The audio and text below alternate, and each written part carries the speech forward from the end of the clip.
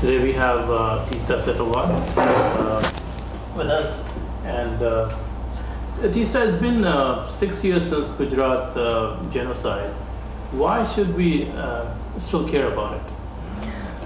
You see, what was significant about the Gujarat genocide is not just the enormity of the tragedy, which meant 2,500 people were killed and there was economic destruction, religious and cultural desecration, but the build-up to it.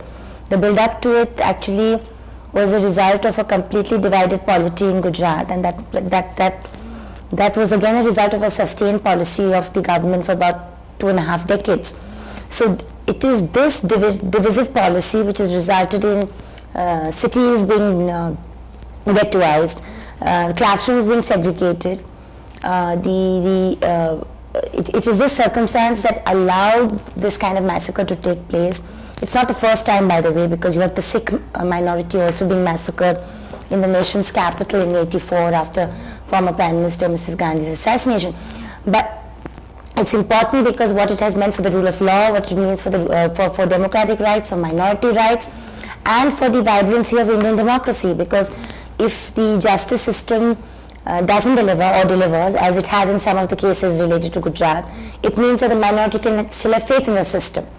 Whereas if it doesn't, it means that section of the people loses faith in the system. So you think that these kind of things can happen again in other parts of India or within Gujarat?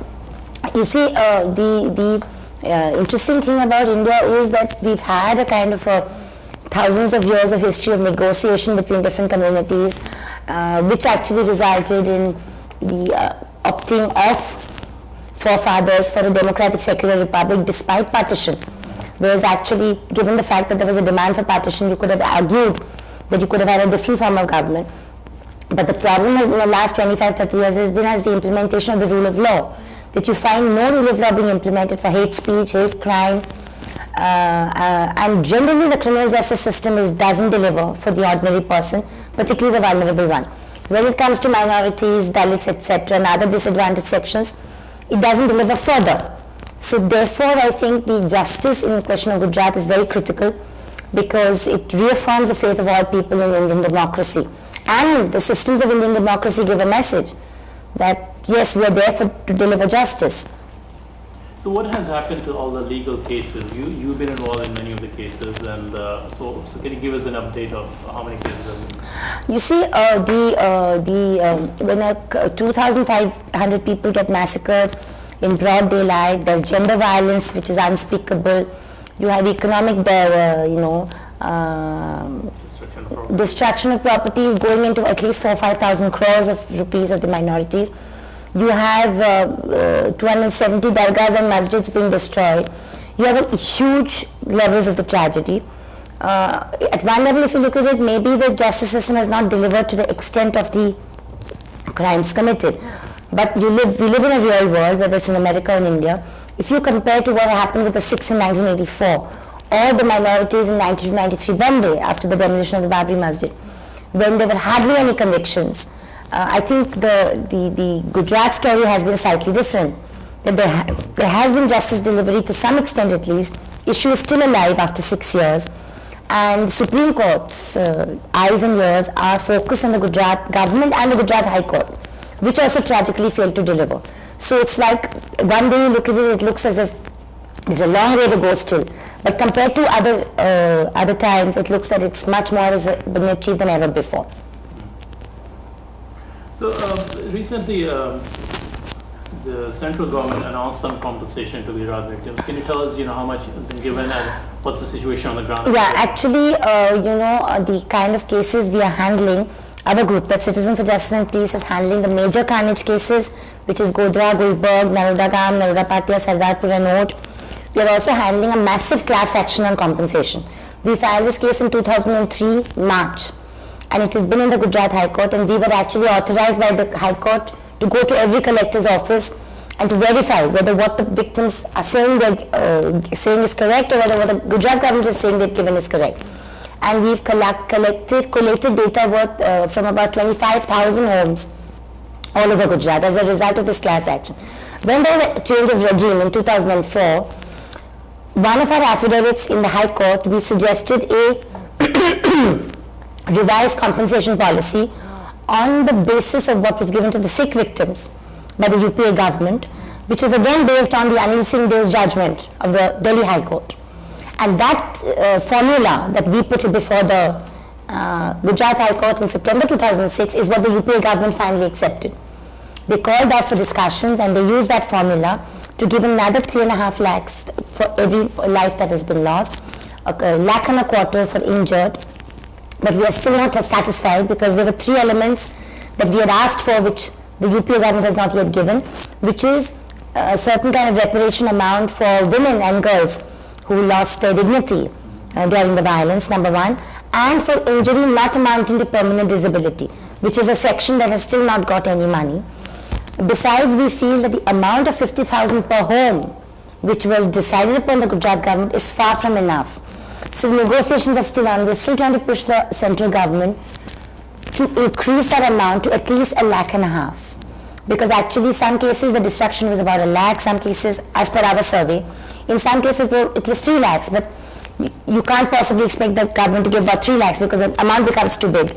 So at least if they were to give $1 lakh or $1.5 lakh, then somewhat the people who lost their homes, there will be some alleviation. So some of the people have been given some sort of help, money has been distributed? Oh yes, in fact the process began just before the election which got Modi back to power. Then they stopped it for a while because it was the election period, and now I think as far as the life compensation is concerned, more or less everybody's got it. If the house compensation has not gone to everybody, it's been resumed again. We expect it to take another 6 months before it's distributed because there's bureaucratic wrangles, the government is hostile, etc. But at least the central government GR says that whoever got a certain amount last time will get 10 times that amount for housing compensation. The problem is, our survey tells us that some people got just 2,000 rupees, you know, and that means they just get 2 lakhs. So I mean, there's still huge problems, but at least the central government on the issue of compensation has delivered a package, whereas on other justice issues they've been more ambivalent. Right. I mean, how do you see a future? I mean, what do you think is a lifelong struggle? Will you continue doing the community and fighting the communalism or minority rights, or will there be an end where you can say, you know, I've done my work? I mean, you know, this issue. See, you know, we're talking about a country again, like I'm saying, which is huge, 1 billion people, and has got a number of problems. It's got a huge number of problems. We're talking about this so-called globalization and shining India, but you're also finding poverty figures, health figures, and hunger figures, which are really shocking and despicable for a country 60 years after independence. So again, I'm saying that, you know, the area that I work on, we work on, is the issue of minority rights, is the issue of the rights of minorities within the democracy. But there are also other issues. There are also other issues like the right of Adivasis, the right of tribals, the right of Dalits, the right of all poor people, etc.